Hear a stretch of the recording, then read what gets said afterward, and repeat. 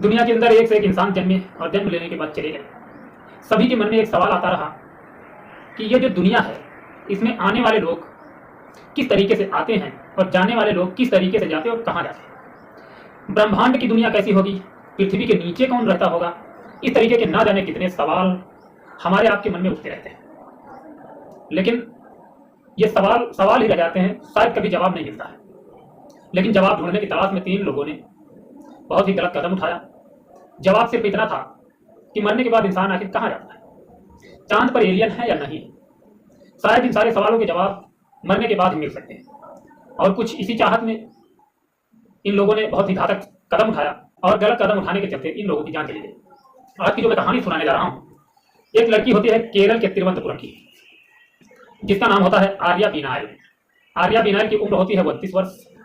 एक स्कूल में पढ़ाती है, टीचर के रूप में काम करती है, स्कूल में बच्चों की शिक्षा देती है, काफी पढ़ी लिखी होती है। और कहा जाता है कि ज्यादातर कम पढ़े लिखे लोग अंधविश्वास के चक्कर में पड़ते हैं, और अंधविश्वास के चक्कर में पड़ने के साथ साथ वो लोग या तो मौत के शिकार होते हैं, या तो वो अपने धन की हानि करते हैं, या तो इज्जत मर्यादा नीलाम करवाते हैं। लेकिन ये मामला ऐसा है जिसको सुनने के बाद सभी के मन में एक सवाल बैठ गया कि इन लोगों को अगर मरना ही था तो पूरी जिंदगी का मजा ले लेते। उसके बाद तो पता चल ही जाता कि आखिर आदमी जाता तो कहाँ जाता है, मर करके इंसान कहाँ जाता है। पता लगाने को तो बाद में पता लग जाता है हर इंसान। लेकिन इन लोगों ने अपनी मौत आने के पहले प्लान बनाया और प्लानिंग के साथ साथ मौत के शिकार हुए। आर्या बिनायल तिरुवनंतपुरम की रहने वाली होती है। उसकी शादी 1 महीने बाद 27 अप्रैल को थी, और 27 मार्च को ये लड़की 1 महीने पहले अपने घर से गायब हो जाती है। माँ बाप के अंदर एक सवाल आता है कि लड़की की जब हम लोगों ने शादी ठीक की तो लड़की बेहद खुश थी। लड़की को किसी भी प्रकार की समस्या नहीं थी, किसी प्रकार की दिक्कत नहीं थी। उसकी मर्जी के मुताबिक हम लोगों ने शादी फिक्स की थी। लेकिन फिर भी ऐसा क्या हुआ जिसकी वजह से लड़की घर से गायब हो गई। 1-2 दिन तक तो ढूंढने का प्रयास किया जाता है, लेकिन जब 1-2 दिन बाद लड़की नहीं मिलती तो घर वाले पुलिस स्टेशन पहुंचते और वहां पर गुमशुदगी का मुकदमा दर्ज करवाते हैं। पुलिस छानबीन करने लगती है। तो छानबीन के मुताबिक सबसे पहले इनके लोकेशन को ट्रस्ट किया जाता है। लोकेशन से स्पष्ट पता चलता है कि इसका लोकेशन असम दिखा रहा है, और असम के बाद लास्ट लोकेशन जो इसका है वो गुवाहाटी का है। गुवाहाटी पहुंचने के बाद लोकेशन का पता नहीं चलता है। जब अधिक छानबीन की जाती है, कॉल डिटेल्स निकाले जाते हैं, तब पता चलता है कि इस लड़की ने 2 लोगों से बात की है। गायब होने के टाइम से लेकर के लगभग 2-3 घंटे बाद तक उस लड़की ने ज्यादातर 2 लोगों से बात की है। उसे पता चलता है कि वो दोनों पति पत्नी हैं। जिन लोगों से इस लड़की ने बात की है, ये दोनों पति पत्नी हैं। एक का नाम है नवीन थॉमस, और उसकी जो पत्नी है उसका नाम है देवी थॉमस। तो ज्यादातर बात देवी थॉमस से हुई है, यानी कि नवीन थॉमस की पत्नी से। नवीन थॉमस और देवी थॉमस का जब जिक्र आर्या के घर वालों से किया जाता है तो आर्या के घर वाले कहते हैं इन लोगों को हम लोग भली भांति जानते हैं। देवी थॉमस आर्या की सहेली है, आर्या की दोस्त है। घर वाले पता बताते हैं। पता बताने के मुताबिक उसी पते पर पुलिस पहुंचती है। जब नवीन थॉमस के घर पुलिस पहुंचती है तो उनके पिताजी से बात करती है, तो उनके पिताजी कहते हैं कि 2-3 दिन से हमारा बेटा नवीन थॉमस भी गए और हमारी बहू देवी थॉमस भी उसी के साथ में है। तो वो लोग बताते हैं कि कहीं घूमने के लिए गए होंगे, वो वापस आ जाएंगे। काफ़ी पढ़े लिखे हैं और काफ़ी अच्छे लोग हैं, तो इसलिए हमें घबराहट नहीं है कि ये लोग कहीं गए होंगे या कहीं बिना बताए चले गए तो ये वापस नहीं आएंगे। तो पुलिस को भी ऐसा लगता है कि हो सकता है कहीं घूमने के लिए गए हो, 3 लोग वापस आ जाएंगे। लेकिन पुलिस मानती नहीं है। पुलिस फिलहाल प्रयास करती है, अपना काम बहुत ही ईमानदारी के साथ पुलिस करती रहती है। आर्या की दोस्ती स्कूल से ही हुई थी, क्योंकि देवी थॉमस उसी स्कूल में पार्ट टाइम पढ़ाती थी, आयुर्वेद की डॉक्टर थी, और उनका पति नवीन थॉमस भी आयुर्वेद का डॉक्टर था। लेकिन ये लोग पार्ट टाइम पढ़ाते थे, बच्चों को शिक्षा देते थे। तो इसी के चलते जिस स्कूल में आर्या पढ़ाती थी उसी स्कूल में देवी थॉमस भी पढ़ाती थी। तो इसी पढ़ाई के सिलसिले में इन लोगों से गहरी दोस्ती हो जाती है, गहरी मित्रता हो जाती है। अधिक छानबीन के बाद पता चलता है कि तिरुवनंतपुरम से फ्लाइट बुक की गई और 3 लोगों ने फ्लाइट में बैठकर गुवाहाटी जाने का फैसला किया। गुवाहाटी ये लोग पहुंचे। 27 मार्च को ये लोग तिरुवनंतपुरम से गुवाहाटी पहुंचे। शाम को थोड़ा बहुत घूमे और 28 मार्च को ये लोग पहुंच जाते हैं अरुणाचल प्रदेश। अरुणाचल प्रदेश का एक एरिया है zero town area. Zero town area में ये लोग एक होटल बुक करते हैं। उस होटल का नाम होता है blue pine hotel. Blue pine hotel में ये लोग रूम बुक करते हैं और सारा का सारा पेमेंट वहां पर पहले ही जमा कर देते हैं। जितने दिन तक इनको रुकना था उतने दिन तक का पेमेंट ये लोगों ने पूर्ण रूप से वहां पर ब्लू पाइन होटल में जमा कर दिया। ये लोग आराम से वहां रुकते हैं। 28 मार्च को पहुंचते हैं। 29 मार्च को घूमते हैं और उसके बाद 30 मार्च 31 मार्च ये लोग बराबर टूरिस्ट की तरह घूमते रहते हैं।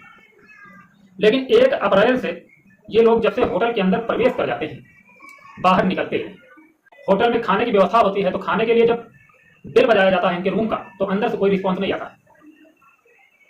फिर होटल के जो कर्मचारी थे, जो मैनेजर था, उनको लगता है कि अक्सर ये होता है कि घूम टहल कर लोग थक जाते हैं, तो हो सकता है घूमने और टहलने की वजह से थकावट ज़्यादा हो, शायद इसलिए ये लोग आराम कर रहे हैं, शायद सो रहे हैं। डिस्टर्ब करना ठीक नहीं है। जब जगेंगे तो स्वयं ये लोग खाने के लिए बोलेंगे तो हम लोग खाना भिजवा देंगे। बात यहीं पर यूं ही टल जाती है। फिर तारीख आ जाती है 2 अप्रैल। 2 अप्रैल को भी सुबह वही होता है। सोई पर जब सफाई करने के लिए जाता है, अलार्म बजाता है, अंदर से कोई रिस्पॉन्स नहीं आता है। जा करके मैनेजर से बताता है। मैनेजर जो लैंडलाइन फोन था उसके ऊपर 2-3 बार कॉल करता है, लेकिन वो लैंडलाइन फोन जो था वो बज रहा था, कोई उठाने वाला नहीं था। फिर जो नंबर इन लोगों ने दिया था, कॉन्टेक्ट नंबर अपना जो रजिस्टर पर नोट करवाया था, उस नंबर पर फोन किया जाता है, तभी कोई रिस्पॉन्स नहीं आता है। तो थोड़ा डाउट होने लगता है कि 24 घंटे हो गए, ये लोग 24 घंटे से बाहर नहीं निकले।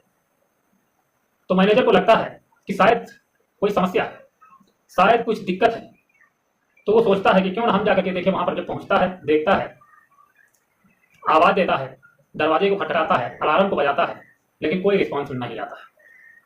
जब रिस्पॉन्स नहीं आता है, मास्टर की के जरिए ताला खोलने की कोशिश की जाती है। अंदर से दरवाजा लॉक था, तो मास्टर की के जरिए दरवाजा खोलने का निर्णय लिया जाता है। जो भी कर्मचारी थे, मैनेजर, सभी लोग एक साथ दरवाजे के पास खड़े होते हैं और मास्टर की के जरिए दरवाजे को खोल देते हैं। दरवाजे को जब खोलते हैं तो वो मंजर देखकर हैरान रह जाते हैं। एक बेड पर लाश है, वो लाश है नवीन थॉमस की, और वहीं बेड के नीचे एक बॉडी पड़ी हुई है, वो बॉडी है डेवी थॉमस की। अब एक सवाल पैदा होता है कि इस रूम में आए 3 लोग थे, अंदर भी 3 लोग गए थे, लेकिन बॉडी 2 है, तो शायद मारने वाला तीसरा व्यक्ति है।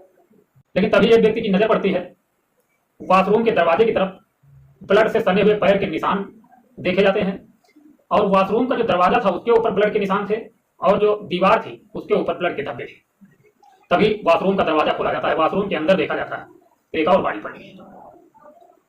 अब देख करके सभी लोगों की चीखें निकल जाती हैं। अंततः मैनेजर पुलिस को सूचना देता है, मौके पर पुलिस पहुंच जाती है, तीनों बॉडियों को हिरासत में लिया जाता है। हिरासत में लेने के बाद छानबीन की जाती है, कमरे की तलाशी ली जाती है। तो सोचने की बात यह होती है कि अगर कोई इनको मारने के लिए आया होता तो सामान इधर उधर बिखरा पड़ा होता, पहले तोड़-फोड़ होती, ये लोग अपने बचाव का प्रयास करते, लेकिन ऐसा कुछ नहीं था। जो सामान जिस जगह पर रखा हुआ था उसी जगह पर अच्छे से वो सामान शिफ्ट था, कोई सामान इधर उधर नहीं था। सीसीटीवी कैमरे खंगाले जाते हैं, तो उनमें पता चलता है कि इन लोगों के सिवा इस कमरे के अंदर अन्य कोई व्यक्ति भी प्रवेश नहीं करके गया है, जिससे पुष्टि हो सके कि किसी ने साजिश के तहत इनको मौत के घाट उतारा है। इतना सब होने के बाद बॉडी पोस्टमार्टम के लिए भेजी जाती है। फिर कमरे की जब तलाशी पूर्ण रूप से ली जाती है तो कमरे में एक लेटर मिलता है। उस लेटर पर लिखा होता है कि हम लोगों ने अपनी जिंदगी बहुत अच्छे से जी, लेकिन हम लोग अब जीना नहीं चाहते हैं, अब इस दुनिया से हम लोग जा रहे हैं। इस लेटर को देखने के बाद ये तो स्पष्ट हो चुका था कि शायद इन लोगों ने सुसाइड की है।